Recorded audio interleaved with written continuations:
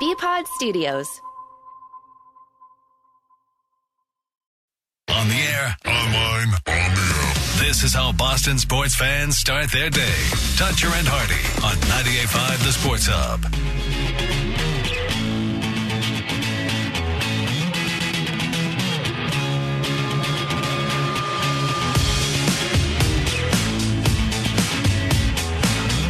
Hey, we're Toucher and Hardy this hour. The show is brought to you by FanDuel Sportsbook. Make every moment more with FanDuel. Dan Soder will be performing at the Wilbur Theater Saturday night for 2 shows. You can get info at thewilbur.com. He joins us on the Volkswagen Dealers Expert Hotline. Dan Soder, hello, sir. Hey, how you guys doing? We're well. We had you on before, and at the time you were a big 49ers fan, but I'm wondering, are you still a big 49ers fan? Yeah, I'm just a hurt, upset 49ers fan. Okay, what did you make of that whole situation? Because you know Shanahan, right? Well, first off, we need to clear up some beef that I have with the show. Because the last time I was... Yeah, you guys broke my trust. In fact, it took a lot for me to come back here on this show because I was kind of legitimately mad at you guys for a while. Oh, really? Yeah, because I had a great time in studio last time I was there, and then I hung out for a little bit after off air. And I told you guys an inside joke I had with Mike McDaniel, who was then the run game coordinator, now the head coach of the Miami Dolphins.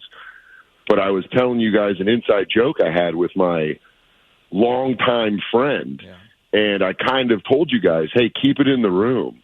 And the joke was that McDaniel and I called Jimmy G Dirk Diggler because of how Jimmy was so kind of like flippant and a hot guy. And I was telling you guys that, you know, me, McDaniel, and Shanahan would kind of joke around and call Jimmy G Dirk Diggler and call him Jack Horner. And then one of you guys at Super Bowl Media Day said the joke to Kyle, and he shot it down. And that, I wanted to drive up to Boston and fight your entire staff, FYI. Okay, what Super Bowl? So whoever the snitch was, whoever you are, you're lucky I don't get my hands on you. All right, well, because you almost blew an inside joke I had with the head coach of my favorite football team. It wasn't me at Media Day, but I've said it. I believe I've probably said it on the air. I don't recall. Well, you keep your yappers shut when people tell you stuff off air. Yeah. Well, is what you need to do. It doesn't. Was anyone upset about it? Did McDaniel get it? Was he dude? I was upset about it. No, I know. That was an inside joke I had with they denied it. And then they were like, dude, what are you doing? Are you telling people that? Are you telling sports radio people that? Right. All right. So but that seems pretty benign to me. I don't recall you saying, like, keep it in the room. Because I get confused if it was on the air.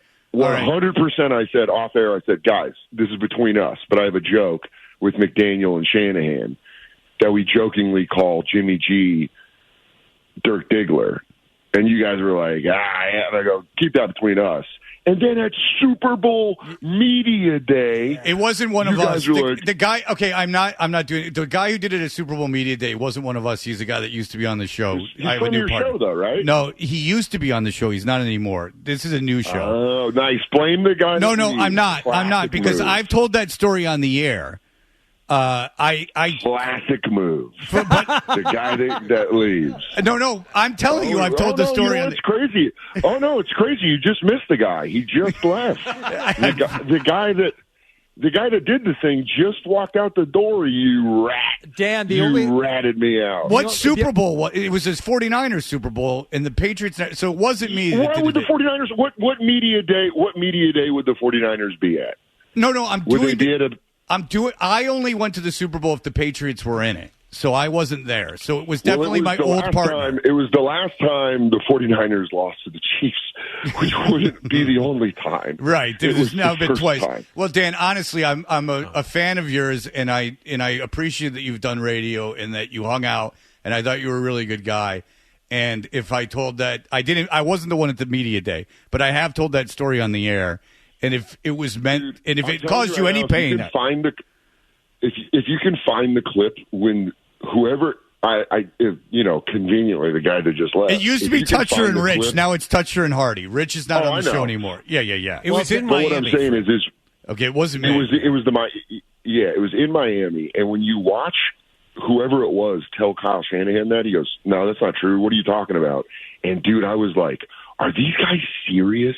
Are these guys seriously bringing up a joke I said off air to them?" Would you be a total joke of like? Are you as upset Hey, if I said it baseball. on the air as it was being brought up right to him? Listen, I'm mostly busting balls right now. No, really but you said care. you were I'm just legitimately telling mad. Because the thing that at the moment I was legitimately mad. At the moment I was like, dude, I told you guys that off air. That was like an inside, like, hey, we just had a fun day of radio, and I'm like, by the way, me and McDaniel, this is just between us. Me and McDaniel call Jimmy G Dirk Diggler. right. It was like one of those things where it's like, hey, inside baseball, so-and-so's got herpes or something. And then you walk up to him and you go, I heard you got herpes. And you're like, dude, what are you guys doing? Everyone's got herpes, though. That's kind of the thing. The Dirk Diggler thing's not. Find another example. Yeah, I know. Like, No. you can Don't control try that. They don't have to try be act open like- swords. There has to be Don't open try to act swords. like, oh, everybody, it's just a cold sore. No. You betrayed the trust. So, Dan, just so you know, this is Hardy. I'm new on the show, and I've been at the station Listen, since day one. stepdad, you're not going to be able to smooth this over, stepdad. I'm not trying to smooth Back it over. up. I just don't want you to be mad at me. I just want to know, hey, can you tell us some I like of a man that's in it. Can you I tell like us? a man that's in it for himself. Yeah, just tell us some of the jokes you'll be telling Oh, on stage at the Wilbur. No, he did that because stop it. He did that for a reason.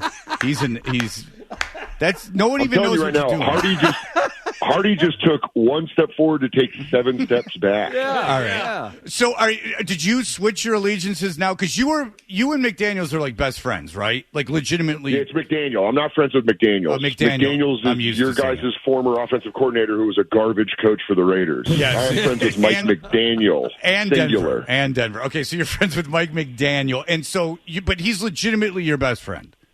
I you're mean, still doing he's that. my oldest friend. Right. Yeah, we've been friends since 7th grade. So Since we were 12. Have you moved your allegiances then? Do you move it to the Dolphins now that he is the coach? No, of you that just team? pick up I'm still a diehard 49er fan, but I cheer for the Dolphins now. Okay. Which is tough when you're marrying into a family from Boston that's a diehard Patriots fan. Right. Yeah, and your wife has been on the show. I'm sure she remembers it and remembers it very Oh, she fondly. loves you guys. Yeah, Really? she's the best. Oh, that's nice. She does? Yeah. And you were married Yes. to whom? Katie Nolan. I'm being married to Katie Nolan. We're engaged. You're not married yet. You're engaged. And the very talented Yeah. Katie Nolan worked at the White Katie Horse Nolan. Tavern. Katie Nolan, that's what I Yeah. said. She was really good on Jeopardy. I saw her episode recently. She did dude. very well. Dude, you want to talk about honestly, it's up to, I don't know what hurt worse was the Niners losing or her almost winning Jeopardy. I was close to almost 2 massive championships in my life. Yeah. Yeah, but that all goes to charity. You know? Still, dude, I don't care, man. If you're a Jeopardy fan, you want to win. You want that win. She won 2 episodes, so I count her as a 2-time Jeopardy champion. She was great. Yeah, I was very impressed. That's got to be an incredibly nerve-wracking experience for both of you. Was she very, very nervous? There's a whole, you got to hit the button right and everything else? Yeah, she worked on. She studied. She had the buzzer timing down. If you watch, she started getting it. She was in the zone. Okay, so and she did very well, and so there you go. When are you being married? When are the two of you being married? We don't know. We're both lazy, so that's hard to plan a wedding when we're both lazy. All right, but it'll happen. Okay, probably so 2025. When McDaniel Signaler, not McDaniels. Yeah. When McDaniel, Don't you bring up that guy that tanks organizations. No, Hey, you're friends with the winner. And we told you that in confidence that Josh McDaniels was a crap coach. So don't go airing it out. Don't like try that. to do that. Yeah. Don't try to do that. I got math on my side. You're still reeling. You're still reeling. You're still in trouble. You're hurting our relationship with Belichick. For what? What is he going to do? Go get you dunks now? He doesn't do anything. He spoke very highly of Bill Honestly, O'Brien. Yeah. Go ahead. I'm kind of hopeful that the Niners sign Belichick as their D coordinator. That was a low move, by the way, by Shanahan. Do you blame the defensive coordinator for that? That's like kind of a scummy move, right? I really, honestly, if we're being honest, I'm being honest. I mean, I'm very mad at Shanahan right now because he's taken zero accountability in the fact that he lost that game by calling horse crap plays, and then to turn around and fire Steve Wilkes, a guy who did an unbelievable job of stepping in for DeMeco Ryans, and keeping our defense as an elite defense. I was very angry that they fired Steve Wilkes and put it on him when it was not. He held Patrick Mahomes to 19 points. Right. It's like, dude, Shanahan, that's on you. And by the way, one of those touchdowns was because of a drop punt. So to fire Steve Wilkes the day, it really bugged me. It really made me angry. And I'm pissed at Kyle. Yeah. Because I think as a head coach, you have to kind of be like, hey, that was my fault. It's my, take some accountability. He didn't call and he runs. I mean, dude, I went to the game. I was at the Super Bowl. He didn't call any run plays in the third quarter. He was called 6 straight passing plays. It was ridiculous. And I would argue what got you to the Super Bowl in the first place was the defense against my team, the Lions, and how you were able to stop them on those fourth downs, which, whether it was the right move or not, it was the San Francisco defense in the NFC Championship. It was 100% the halftime adjustments that the defense made that shut you guys down, and then Ayuk, without Ayuk's miracle catch off the face mask, the 49ers aren't back in that game. The offense sure didn't bring us back in. It was the defense. Yeah. Oh, I'm getting angry. You're still pissed about the Super Bowl. What did McDaniel have anything to say about that? Did he say that you can't say on the air? I called him. He didn't pick up. I was like, dude, I want to vent for him because it's his former boss, and so you're kind of hoping to be like, hey, can we vent a little bit? But he didn't pick up. I don't believe you. He did pick up, but you're afraid because we violated the trust with you. I'm not a. You think I'm going to open this segment with the smoke, and I'm going to be afraid to tell you what happened? Yeah. All right, so he'll actively avoid your calls because he knows what you're trying to do. He knows I'm fired up. He knows I'm very fired up, and he just doesn't want to deal with it. But I'll give him credit because he's like a normal guy, like a funny guy. You can tell he's smart and he's funny, like for a coach, right? Like, and I'm sure he's really funny in real life. Or you wouldn't be friends with him. That's like absolutely. That's not like. I always see people being like, "Oh, this guy's like putting on and trying." You're like, "No, dude, that little weirdo has been like that since 7th grade." I don't get that impression at all. I don't get the impression that he's pretending at all. You know what it is though? It's idiotic Bills and Jets fans who are like, "Yeah, I don't like that guy." What do they want, Salah? Well, that's who he is. Yeah, good. They can have Salah. He's the best. All right, so but. Did he ever tell you, like, it's got to be, because he reminds me of, like it sounds weird, but, like, one of my friends, like, trying to coach a football team. Like, that's exactly what it is. Yeah, like, standing in front of, like, a group of elite, huge 20-years-olds and, like, trying to command that room.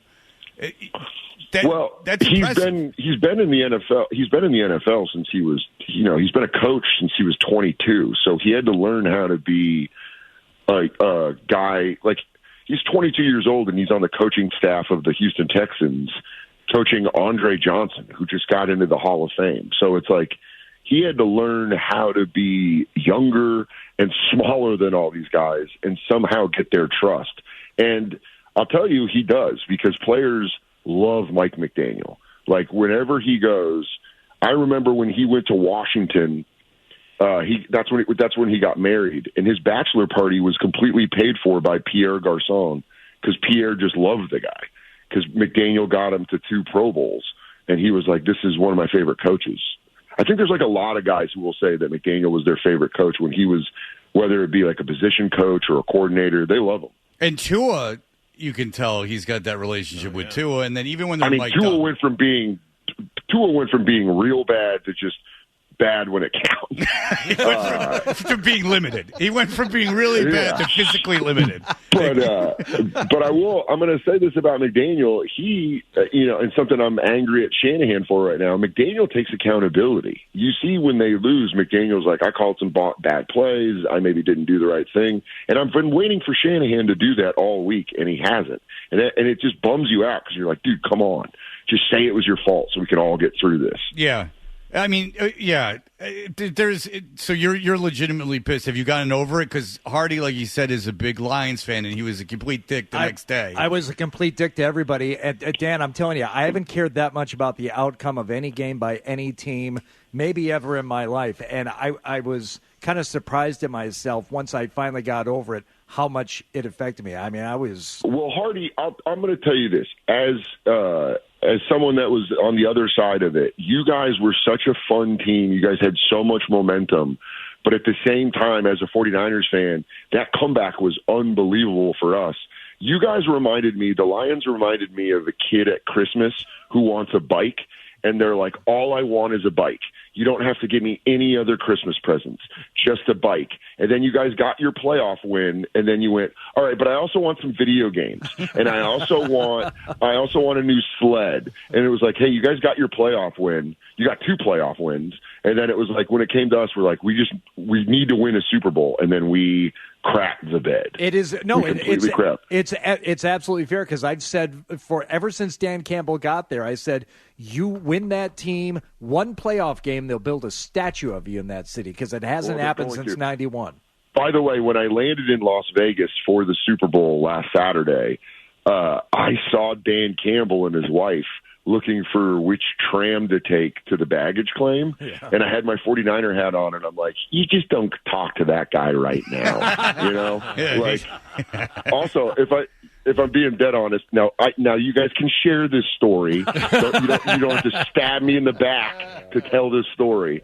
But him and his wife were kind of fighting, and I thought it was really endearing to watch a guy griping with his wife at the airport. I was like, dude, I like Dan Campbell now more, because he was like, I don't know where the train is. And I was like, yeah, Dan, I get it. He's miserable too. Yeah, he's miserable. When the season ends, it was a very public, like it was a very couples fight at the airport. Sure. You know, where one person's like, I don't know. He was like on his phone. I was like, dude, I love this guy. It was like my buddy who saw Janet Jones yelling at Wayne Gretzky at the Masters, because he slipped a little bit when he was standing up off the side of a hill. She's like, what's the matter with you? Can't you even walk? He's like, sorry, I just slipped a little bit. And it's like, you're busting Wayne Gretzky's balls. The greatest player of all time. Right. And you're going to bust his balls. Yeah. But yeah, I mean, I'm still like, I would say I'm probably like 85% over it. But I'll tell you, and Hardy, you said, you were surprised how much it hurt you. I was at the Super Bowl in 2019 because of McDaniel and Katie. Katie got me tickets in 2019. But this time I got tickets through my buddy Mike. And it was, when I tell you the worst loss I've ever witnessed as a sports fan, it hurt the most, because there were so many opportunities to win it, and there were moments where I thought we were going to win it, and then it was like watching someone. It's like watching someone crap their pants at the altar. You were like, "What are we doing? Why are we taking the ball first? Why are we doing all this stuff?" So you knew right away. You thought right away this is a mistake. This is not hindsight with you. I'm telling you right now, the second that we went for a field goal in overtime, I was like, we're going to lose this game. Right. Because you cannot kick field goals against Patrick Mahomes. Yeah. He's just too good. Yeah. All right. So this is like a homecoming. Is Katie Nolan coming with you to the Wilbur? Yeah. We got a bunch of the Nolan family. She was telling me, she's like, every one of my friends and family's coming to this. And I was like, well, then I've got to do very well then, I guess. Well, at least I hope they're paying. It's not the There's not 80 comps going on. There's got some comps. Not 80. I was gonna say, if she's, how much is she willing to push us? She's from Framingham, right? I believe. Yeah. She's Framingham, and I will say, as as a sports fan, I didn't have I grew up not really a hockey fan, and their family are diehard Bruins fans, season ticket holders. They love them, and I was like, you know what?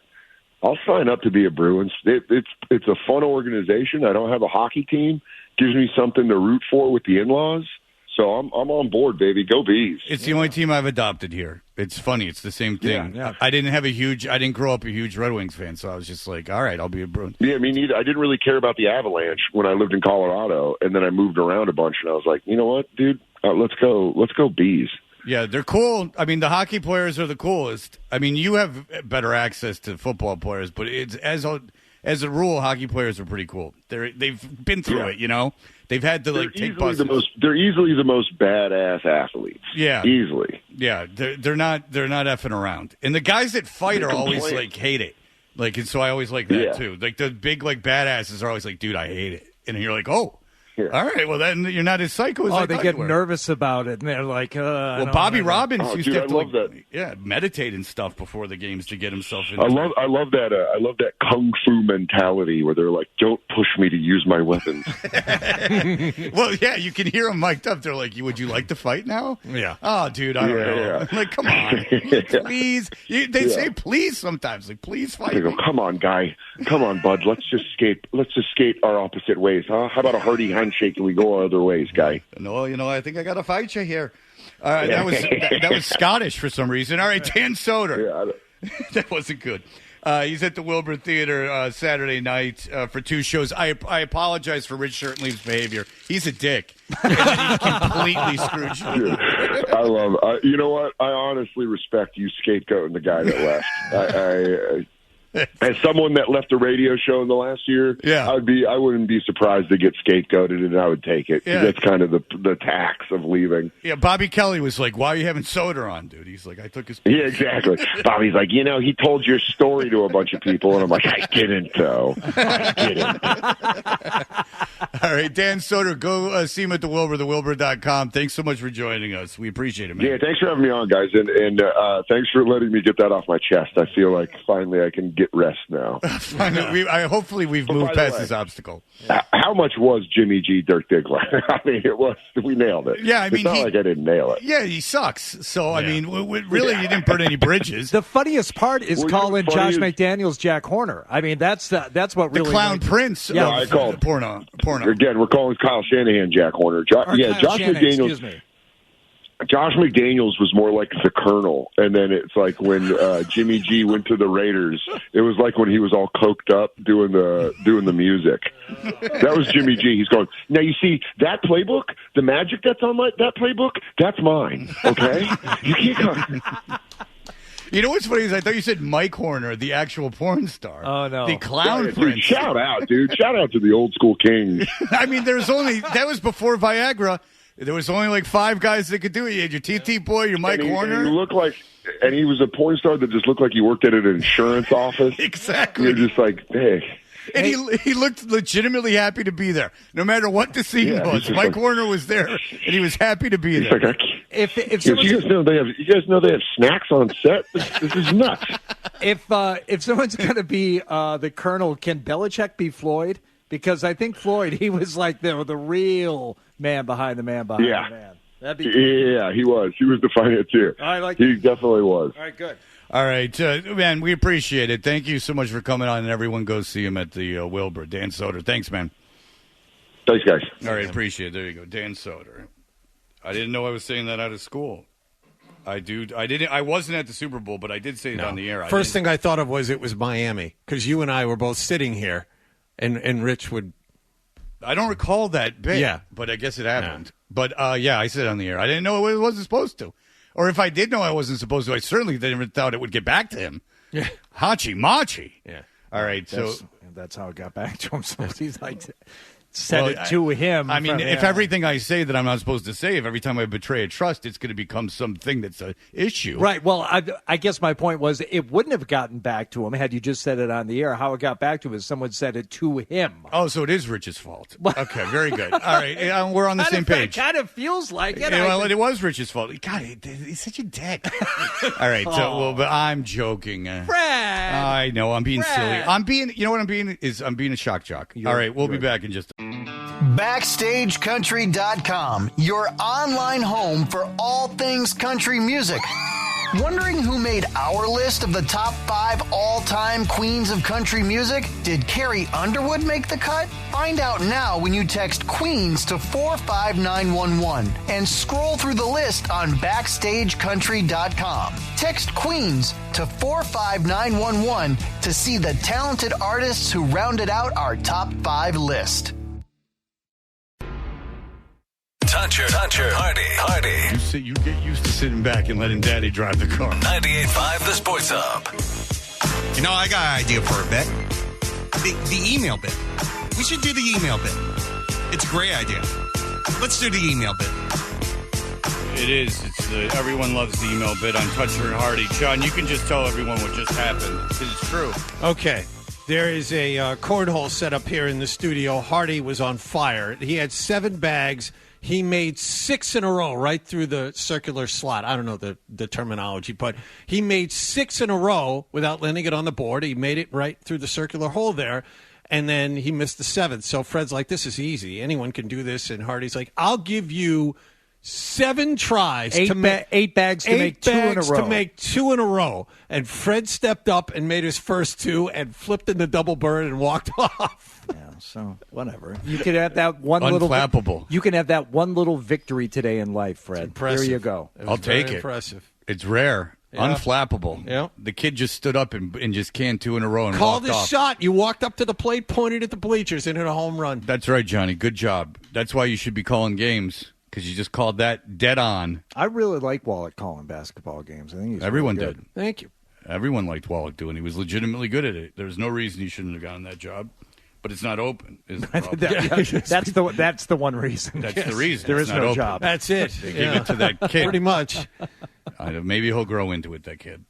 All right. I mean, I don't care about him either way. Doesn't bother me, really. That's 2 EDs. We're going to go with testosterone next time, guys. All right. John, you said that you got some emails. JON. At 985thesportshub.com. Wallach, when asked about romantic comedies, and you said Brokeback Mountain, I nearly crapped myself laughing. I have some other romantic, lighthearted comedies you might enjoy. Schindler's List is a real knee slapper. And there's nothing funnier than The Burning Bed. Keep being comedic gold without trying. Joe from Saugus. But as we learned earlier, Brokeback Mountain is, in fact, a romantic comedy. Jack is in a long-distance relationship. Sometimes I miss you so much I can hardly stand it. But Ennis thinks everything's fine. Come on, Jack, lighten up on me. Even on vacation, Jack isn't happy. Why is it we're always in the freaking cold? You got a better idea? We ought to go south where it's warm. We ought to go to Mexico. Mexico? This summer, things are gonna get hot. Hell, Jack, you know me, about all the traveling I ever done is around a coffee pot looking for the handle. This vacation is anything but relaxing. Jack, I gotta work. And Jack won't be happy either. This is a goddamn bitch of an unsatisfactory situation. Until they return to... Brokeback Mountain! So our apologies, Wallach. It is, in I fact, a appreciate romantic that. comedy. But, of course, as you might imagine, the fun didn't stop there. This one from Phil, continuing the conversation of the best romantic comedies of all time, in your opinion, which is the biggest snub? Sophie's Choice or Schindler's List? What's The Burning Bed? I don't even know what that is. I think that's about an abused woman who sets her husband on fire. Is that the Farrah Fawcett thing? It sounds right. right. It sounds like a vehicle for Farrah Fawcett. Yeah, Farrah Sounds Fawcett right. thing. This is a 90210 She's really good thing. in The Apostle with Robert Duvall. I think I already recommended that film I to bet you if I saw it, I would just think it's awful. Go ahead. This is a 90210 question. I like you these. can always add. This is from Kat, which is short for Catherine. Hi, John, without the H. First time, long time. I feel like I've grown up with the show. I thought we were as far from Big Guy Touch Me as we could get until I heard Fred and Hardy arguing yesterday about who loves their daughters more. Anywho, she says, Tori Spelling, Shannon Doherty, Jenny Garth, or she says Andrea, the actress's name is Gabrielle Carteris. Which of the 4 would you like? Like how she knows the name of everyone but Andrea. Yes. Poor Andrea. Yes. Who married but a law student, but he was really in the restaurant industry. No, he was a bartender. Yeah, a caterer. And showed up at I believe it was Jim and Cindy's anniversary party, and she met him there. Yeah, knocked her But up. anyway, so you have those 4 choices, Fred. Which one you going with? Shannon Doherty. Okay. During the years of 90210, Shannon Doherty, I always thought it was weird that Jenny Garth was like supposed to be the super hot See, one. I was in love with Jenny Garth. I love Jenny Garth. She is far and away my choice of those 4. I'm completely out of my element talking about this show, but wasn't Shannon Doherty the one that was a real jerk in real life? Yeah. She had to leave early. She's a pistol. Yeah. I like strong women, unlike Replaced you, who like by doormats. on the show. Who was she replaced by? Kelly Kapowski. That's correct. Bridget Moynihan. I don't know. No, Kelly Kapowski. Kelly Kapowski was anything but Bridget Moynihan when she got that role. That's right. Because with that role came 2 implants. That's right. I have. You have more there, Wallach? No, Or you're done? good. Hardy, thank you for not making me feel like such a lunatic for liking the National Floors Direct spokeswomen, although I like the previous one more. Also, the rap song you played with the whistling or whatever makes me think they overheard an HVAC tech using that whistling to convey how quick it'd be to clean lint from the air duct, and thought it needed to be a song. The whistling love song from yesterday. That's right. You hit the because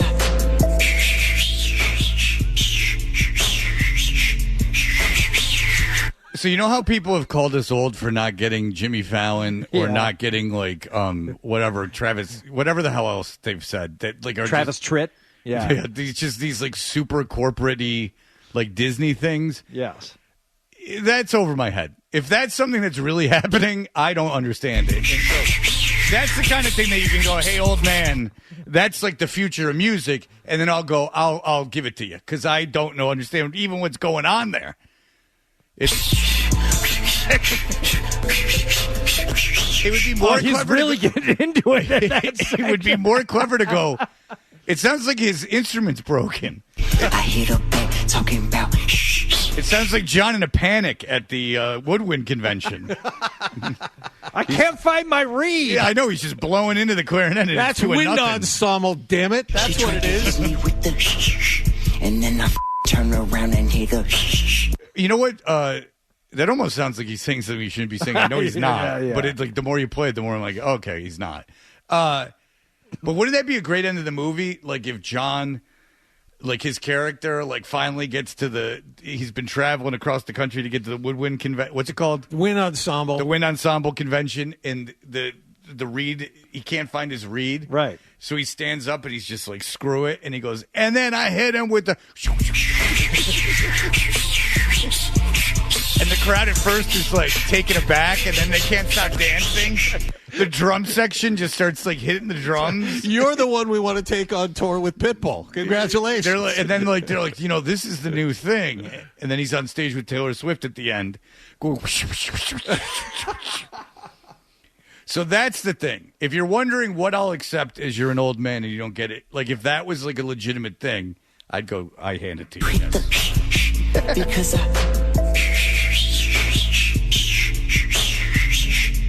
The thing about it that takes it over the top is not only is it just noise, it's a really aggravating pitch and sound that hits right at the frequency. The frequency of just annoyance. It just almost like it just taps that annoying button. Yeah. All right. Got any, friend? Yeah, I could probably dig one up. A lot of people like protecting me from Dan Soder. I mean, he had every right to be aggravated at Rich. Oh, by the way, this is very interesting. I'll read this. Ron Duguay, who I was always fascinated by, ex-hockey player Ron Duguay. He is handsome as all get out, too. He's still handsome right now. He's with Sarah Palin. Oh, yeah. He's with Sarah. He's nailing Palin, as Wow. they say in that Lisa Ann. And we all know who slept with Lisa Ann. Mm-hmm. We Someone do. at this very radio station. Mm-hmm. Although he seems somewhat uncomfortable about talking about it. For some reason. He's his life has moved on. He's moved on since those days. I won't even say it because I've already betrayed trust of Dan Soder. I will not betray the trust. You don't of want the this man guy who upset. You don't want that guy upset at you. Yeah, really. I mean, I can handle myself, Johnny. Okay. I'm not afraid of anybody. Okay. Let's put it that way. I'll hit him with the.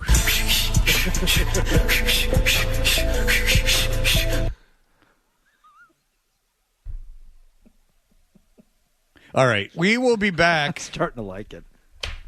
That's the thing, man. That's how he gets you. He'll play your birthday party. Yeah. You make balloon animals, and he'll go while you're making them. There's the poodle. And then you produce the poodle. Goes. That was easy. There's a rabbit.